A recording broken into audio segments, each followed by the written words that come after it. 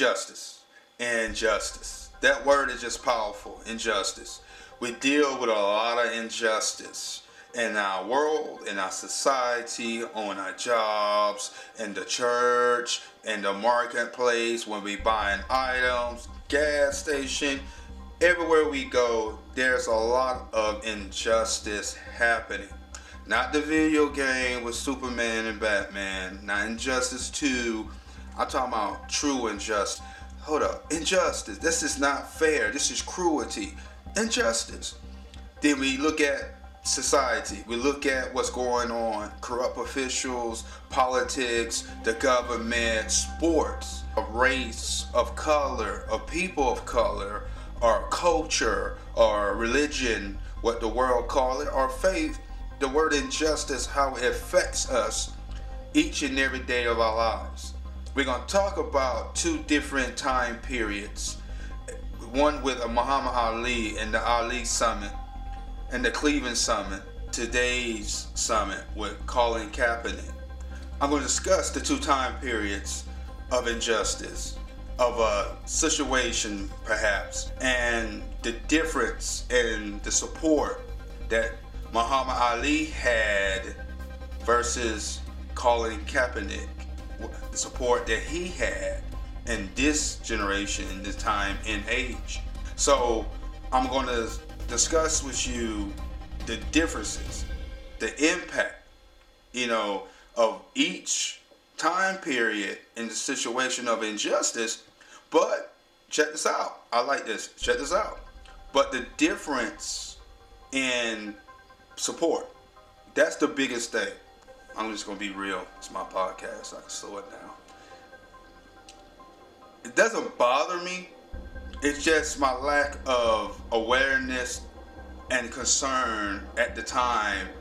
Then when I had a co-worker of mine brought this up, and I compared the two, and I read certain articles, and then I look at what I witnessed with Colin Kaepernick versus the knowledge I didn't have on Muhammad Ali in the bigger picture with him in the Ali Summit. So I started doing my research. That's basically what I'm trying to say. And I compared to it's two different times, yes, it's two different day and ages, but the same thing, the same topic, injustice. We can discuss it because it's very important. I'm reading an article on The Guardian by Jamal Lardy, and it's very potent. It's very interesting when you read the article and how he's breaking it down, the article with Muhammad Ali and most of the prolific black athletes during that time period that was with Ali, and the support they had in backing up Muhammad Ali. So I'm going to read a little bit. That's my source, The Guardian. The Ali Summit, a turning point in sports fight against injustice. So remember, the key word in the topic we're talking about is injustice. So in 1962, as a cornerback for the American Football League's Boston Patriots at the time, Walter Breach rallied his fellow black players. There were about 5 for a discussion. Now check this out. The topic was what to be about the forthcoming exhibition game against the Houston Oilers that was scheduled to be played in New Orleans. Now, as was custom in law in most of the South at that time, the team accommodations were to be segregated. Now, segregated. Promoters planned to house the black players from both teams at a black-owned motel, and white players from both teams at a hotel 2 miles away. We were all in agreement that we didn't want to participate in it, Beach said. So the players, led by Beach, asked the team to simply allow them to fly down and fly back the day of the match rather than submit to the indignations of Jim Crow. So if you know Jim Crow, do your research. It's a powerful thing about Jim Crow. Name given to the laws enacted by southern states to legally enforce segregation after the Civil War. 5 years later, retired, he found himself back at the intersection of activism and athletics. The boxing heavyweight champion of the world, Muhammad Ali, was facing intense public backlash, not to mention the possibility of jail time and having his title stripped over his refusal to be drafted for the Vietnam War. Now, just reading that part of the article is crazy. So you gotta understand, segregation was happening. They didn't want the blacks and the whites together. We know about that history and that story. Now we read about Beach and what happened to him. He was cut. Now Muhammad Ali, experiencing backlash for not going to the Vietnam War. Now check this out. Okay, in the midst of that uproar, the Cleveland Browns running back Jim Brown, who had just retired as the NFL's leading rusher, decided to call Ali and other prominent vocal black athletes to do a meeting. Beach, who had become close with Brown during their time together on the Browns, was invited to attend. None of us had any idea of trying to change Ali's mind. The meeting was there to support his position, Beach said. Now I'm going to quit right there. I'm just going to stop right there. I was at work today, and me and my coworker, I'm not going to mention his name without his consent, but we talked about this. We talked about the generational gaps. We talked about the millennials, and we talked about what they want versus what they stand for. That makes sense? And this is why I had to do more research after we talked when I got home to get a better understanding to talk about it. So when I read it, I was like, okay, wow. We're talking about the support that Colin Kaepernick didn't have versus the support what Muhammad Ali and Beach had back in the 1960s. It's a difference. See, LeBron James, the Kobe Bryants, the Dwayne Wades, all the black athletes that have a voice, that have a platform, that's known, didn't do that. What I just read in the article from theguardian.com. They didn't have a meeting. They didn't come together and just say, this is what we're going to do, and we're going to stand against the injustice of a race, or stand in injustice because of a certain culture was under attack. They didn't do that in this generation. In that generation, they came together. Every black athlete, former, retired, whatever, had a voice and a platform that society and the world knew, came together, had a meeting to discuss and to boycott the injustice, not just against the race, but against the culture, against other races as well. You see what I'm saying? You see where I'm going? Colin Kaepernick didn't have that type of support, regardless these black athletes are movie stars. I'm not just attacking the basketball players.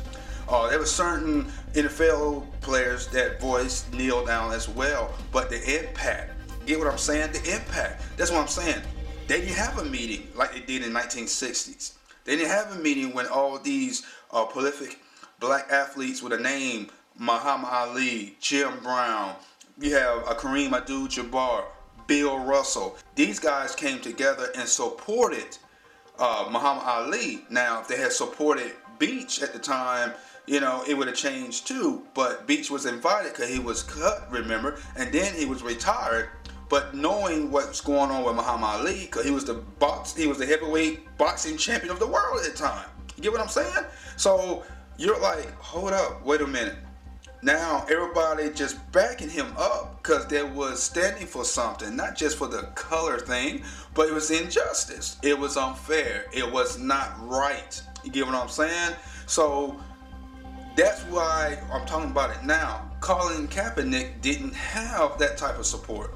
Regardless, some of these guys voiced opinion, I'm with Colin Kaepernick, but they did not stand up. They didn't use their platform. They was afraid, and I'm going to say it, they was afraid to do what the generation before us did to impact a situation, impact a culture or a people, they didn't do it this generation.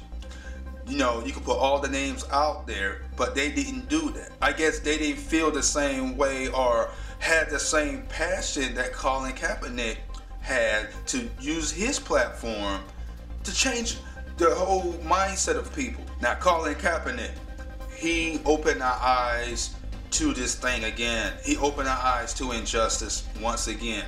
Was getting shot on the streets by law enforcement, all kinds of enforcements, and social injustice, injustice wasn't upheld for the family, or just wasn't upheld, period. It was unfair. Colin Kaepernick, he awoke a lot of people up with his kneeling down during the national anthem. Now think about it.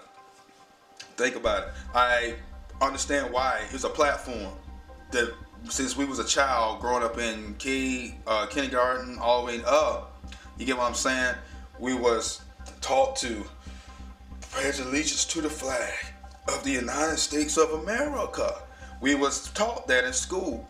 And what a perfect time to get people awakened, get people's attention when people still don't understand what the national anthem stands for and what it really is about and why it was made. Standing up against something, it caused a lot of division. You get what I'm saying? So did the era that Muhammad Ali, Jim Brown, it's called the Ali Summit, and the difference with the Colin Kaepernick era. What's the difference of the two?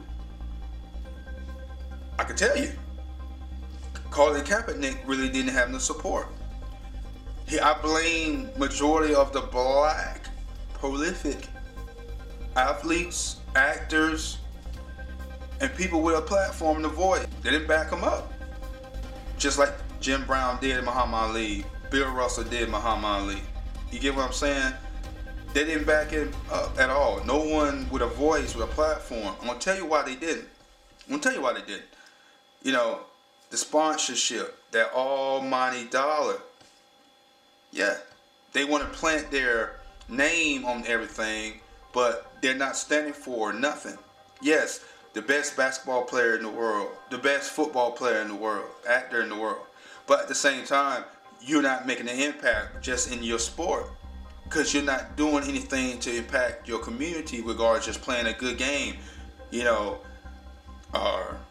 that's how I look at it. Their brand, that almighty dollar, they didn't want to lose that sponsorship.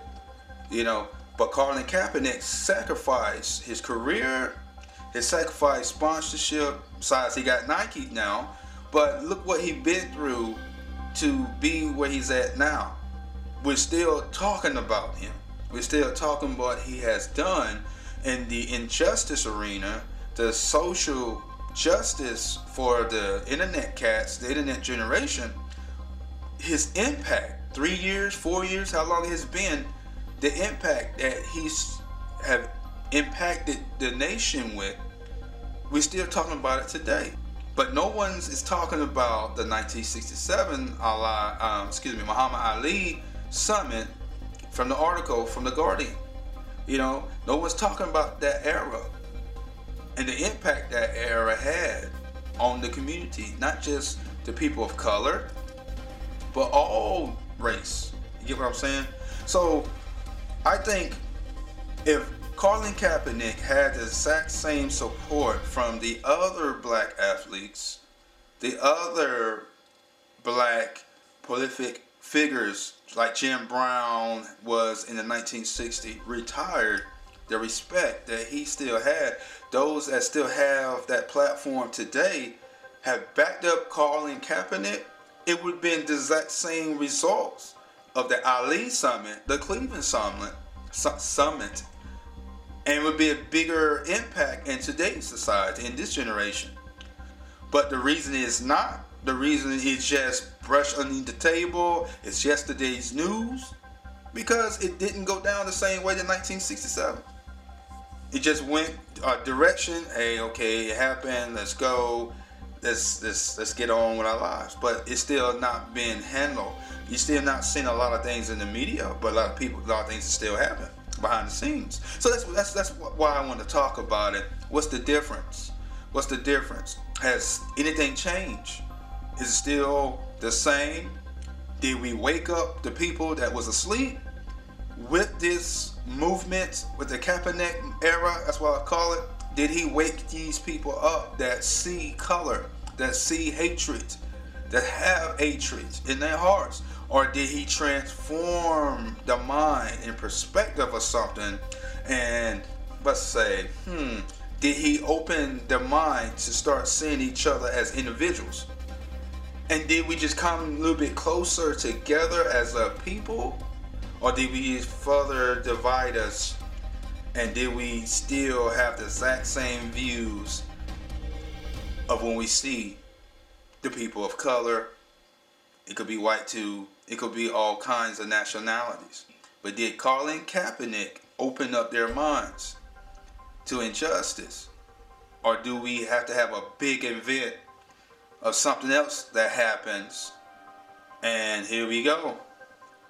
Another incident, another shooting. You get what I'm saying? Another cyberbullying, another homicide, another suicide, another genocide event to people start waking up and say, oh my God, we got to do something. We got to change.